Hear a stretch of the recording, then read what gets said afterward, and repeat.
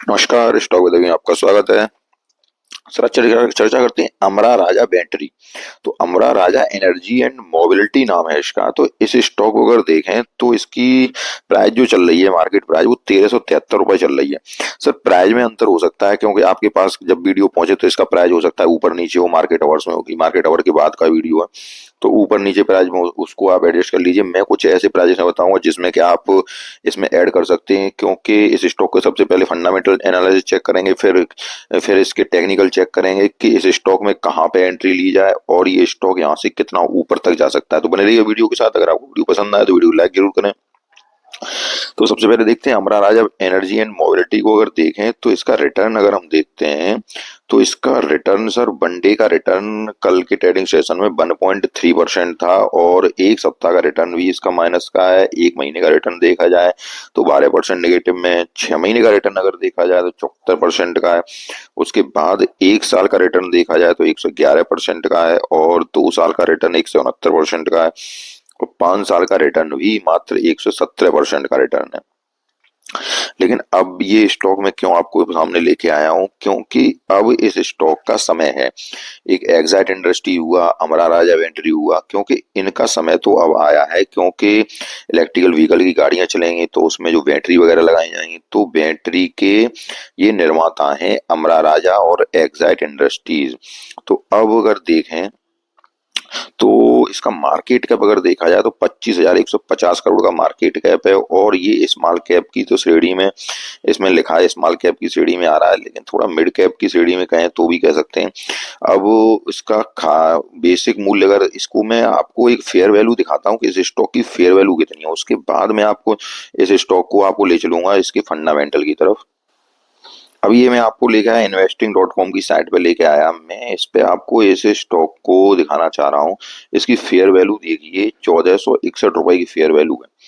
ठीक है सर।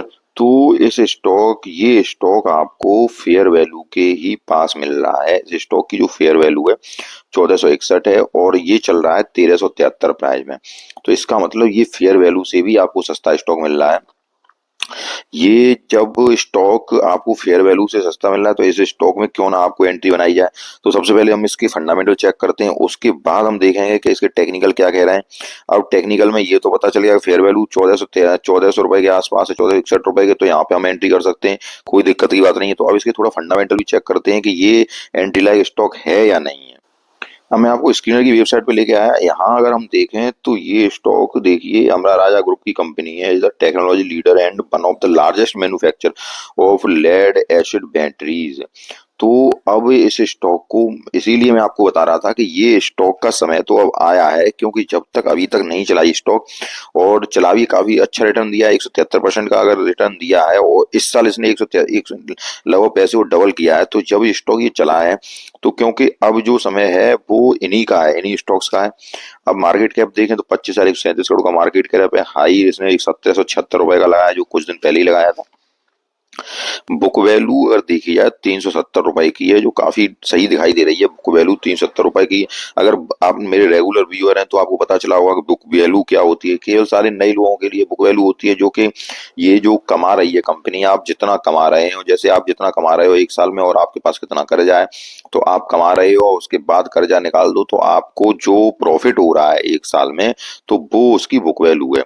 अब चूंकि वो बड़ा होगा प्रॉफिट, लेकिन ये इसमें पर शेयर दिया हुआ है, तो पर शेयर इसकी बुक वैल्यू 370 रुपए पर शेयर है। ठीक है, आगे बात समझ में सर।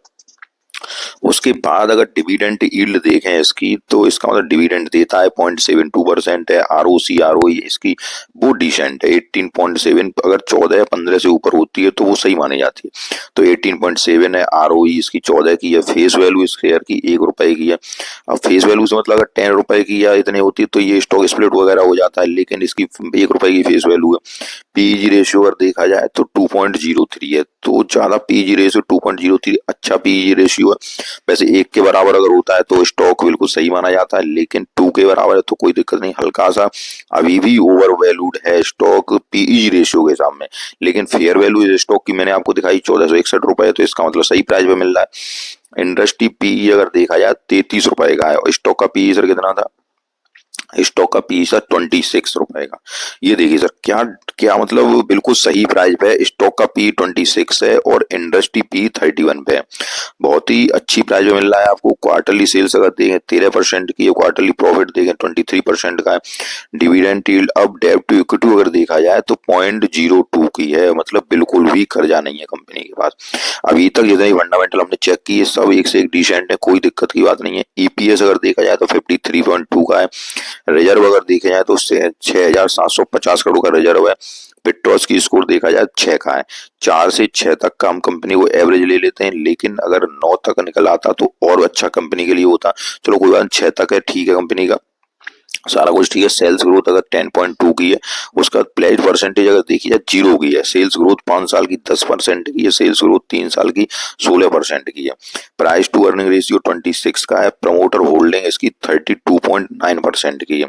सर प्रमोटर होल्डिंग थोड़ी जो 32.9% की है, अगर ये थोड़ी सी और ज्यादा हो तब भी ठीक था, लेकिन ठीक है। डीआईए होल्डिंग अगर देखी जाए तो 14.6% की है। अब हम चलते हैं कि सेल्स वगैरह ये कैसी कर रहा है। ये सारा मैंने दिखाया है, सारा कुछ ठीक है कंपनी का, कोई दिक्कत की बात नहीं अभी नजर नहीं आ रही है। अब सेल्स वगैरह देखते हैं तो साल दर साल देखेंगे, क्वार्टरली सेल्स देखेंगे क्या है कंपनी के पास। इसके हम क्वार्टरली सेल्स की तरफ आ गए। सेल्स इसकी चल रही थी, ये देखिए जून 2021 में 1800 करोड़ के लगभग, अब 3100 करोड़ के लगभग है। तो मतलब कितना 3 साल में अभी तक सेल्स इसकी दूनी नहीं हो पाई है। लेकिन ठीक है, सेल्स लगातार बढ़ रही है। 1800, फिर 2200, फिर 2300, फिर 2100, फिर लगातार बढ़ती चली आ रही है यहाँ तक। एक्सपेंस अगर देखा जाए तो एक्सपेंस भी सेल्स के अनुसार ही कर रही है। ये थोड़ा इसमें एक्सपेंस को इस कंपनी कम करना चाहिए। प्रॉफिट बिफोर, अगर ऑपरेटिंग प्रॉफिट मार्जिन देखें कि ये कितने ऑपरेटिंग प्रॉफिट पे काम कर रही है, वो अगर देखा जाए तो 14% का ऑपरेटिंग प्रॉफिट मार्जिन है, सही ऑपरेटिंग प्रॉफिट है। 14% का ऑपरेटिंग प्रॉफिट मार्जिन सही है। उसके बाद ऑपरेटिंग प्रॉफिट मार्जिन अगर आप समझे हो तो ये कितने मार्जिन पे काम कर रही है, जैसे कि आप कितना बचा पा रहे हैं, तो ये है मार्जिन। कितने आप परसेंटेज, जैसे आपको कितना फायदा मिल रहा है, तो ये ऑपरेटिंग प्रॉफिट मार्जिन है। तो कंपनी ऑपरेटिंग प्रॉफिट मार्जिन 14% पे काम है, ठीक है। अदर इनकम अगर देखी जाए तो उसे छोड़ दें। उसके बाद प्रॉफिट अगर देखते हैं, नेट प्रॉफिट सारा कुछ निकल के कितना आ रहा है। पहले प्रॉफिट रहता था 124 करोड़, अब 245 करोड़ प्रॉफिट लगातार। अब कहां से बढ़ा है ये सर? बढ़ा है प्रॉफिट आपका लगभग, यहाँ से अगर देखें तो 2022 के बाद ये प्रॉफिट इसमें लगातार बढ़ा देगी। 2141, फिर 199 करोड़, 214 करोड़, 253 करोड़, लगातार ये एक स्टेबल चल रहा है प्रॉफिट, तो कोई दिक्कत नहीं। ईपीएस अगर देखा जाए तो ईपीएस भी सही ग्रोइंग मोड में है। अब सेल्स अगर देखें तो प्रॉफिट लॉस किसका है, ये साल दर साल का है। अब साल दर साल में अगर देखें यहाँ पे तो आप 2020-21 से ही लीजिए, तो 20-21 से अगर देखते हैं तो ये 7,000 फिर 11,000 की हो गई है। एक्सपेंस देखा जाए तो एक्सपेंस भी बढ़े हैं उसके अनुसार। ऑपरेटिंग प्रॉफिट मार्जिन साल दर साल यहाँ कितना 14% है, ठीक है। साल दर साल भी 14% पे स्टेबल है। उसके बाद अगर यहाँ नेट प्रॉफिट अगर देखें तो 9 से 40 करोड़ का साल दर साल नेट प्रॉफिट भी लगातार बढ़ता जा रहा है, ग्रोइंग मोड पे है। अब यहाँ से देखिए कंपाउंडिंग सेल्स ग्रोथ 13% की है 10 साल से, 5 साल से 11% की और 3 साल से 16% की मेंटेन कर रखी है इसने।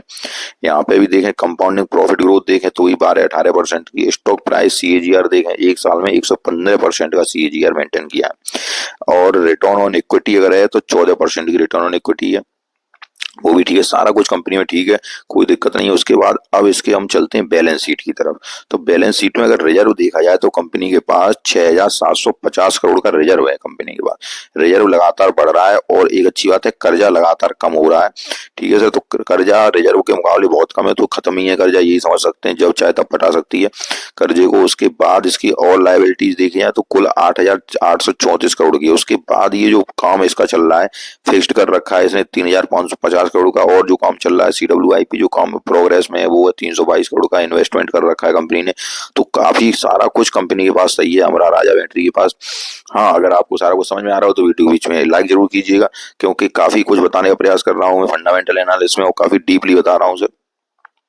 उसके बाद अगर देखा जाए तो रेशियो सर इस पे आते हैं debtor days, inventory days, payable cash conversion और वर्किंग कैपिटल डेज। अरे ये सर सारा कुछ होता है। वर्किंग कैपिटल डेज कितने दिनों में कंपनी सारा कुछ काम कर कर आगे अपना इन्वेंट्री को पैसे में कन्वर्ट कर देती है। कैश कन्वर्जन साइकिल, ये पूरी साइकिल होती है कि कब उसने काम किया, कितने उन्होंने कर्जा लिया, किन पैसे, उसके बाद कितने दिनों में डेब्टर डेज वही कितने दिनों में पटा पा रही है कितने कर्जे को, इन्वेंट्री डेज है कितने दिनों में इन्वेंट्री सामान कर पा रही है। तो ये सब जो है वो तीन जितना कम हो वो ज्यादा बेटर है। क्योंकि आप जी सोच लो कि जैसे हम किसी कंपनी, कोई कंपनी है और वो कंपनी अगर जितनी जल्दी काम कर रही है, मान लो 10 दिनों में काम को पूरा कर पा रही है और 10 दिनों के अंदर पैसे को कन्वर्ट कर पा रही है, सेल्स कर पा रही है, तो और अच्छी बात है। 5 दिन में कर पा रही है तो और अच्छी बात है। लेकिन अमूमन जो साइकिल है वो 90 दिन की होनी चाहिए। 90 दिन से अगर कम होती है तो काफी अच्छा होता है। क्योंकि 90 दिन क्या होता है, क्वार्टरली रिजल्ट आते हैं 90 दिन के अंदर, तो कंपनी का एक सही डाटा आपको पता चल जाता है।